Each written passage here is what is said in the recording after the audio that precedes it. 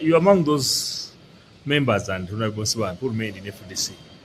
What could have triggered him to leave But FDC at this Nsibambi time? is among my friends whom we started with the reform agenda. He was just lawyer who helped us in 2001, 2006.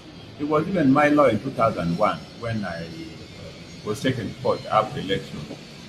I think he has seen the population of Uganda has been held captive, and he opted to play what I call the global politics, international politics, because politics is about interest. And for us to achieve the dream to make Uganda better.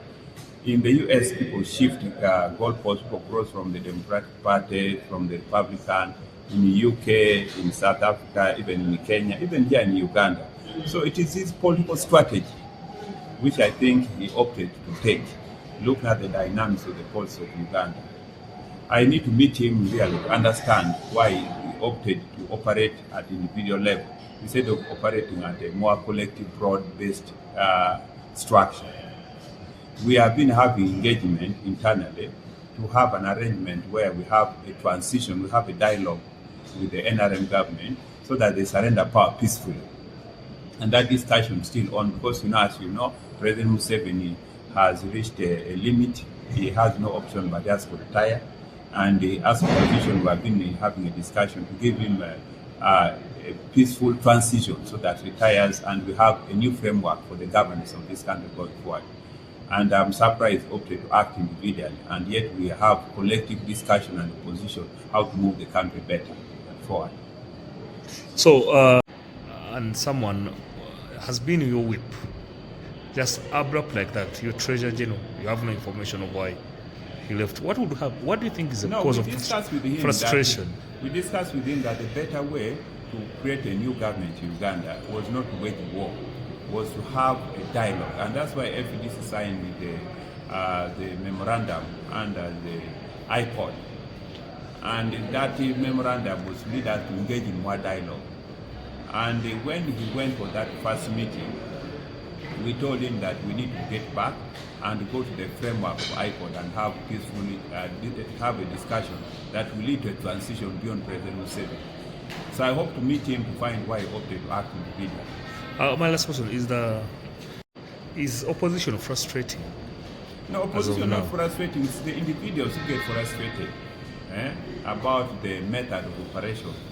But people need to be a bit patient and we act collectively. If you act individually, even within where you go, sometimes you get frustrated if you don't prepare your mind. It is individuals who fail to manage themselves, and sometimes they opt to act individually based on the circumstance. And with the Nsibambi, I respect the decision he has taken because he had invested too much in his consequences and did not, the way he was treated, I think made him get disappointed.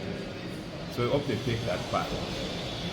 So do you think then where we are with all this coming out and everything and how Ugandans are reacting to the election results and everything, it leaves you where?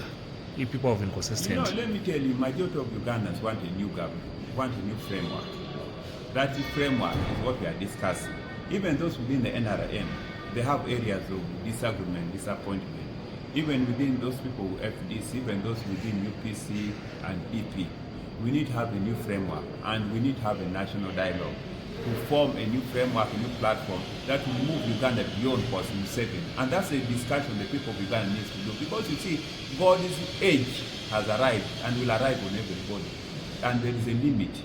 So we now need to discuss post-Museveni transition arrangement within the NRM, within the FDC, within the entire opposition. That discussion needs to take place and immediately.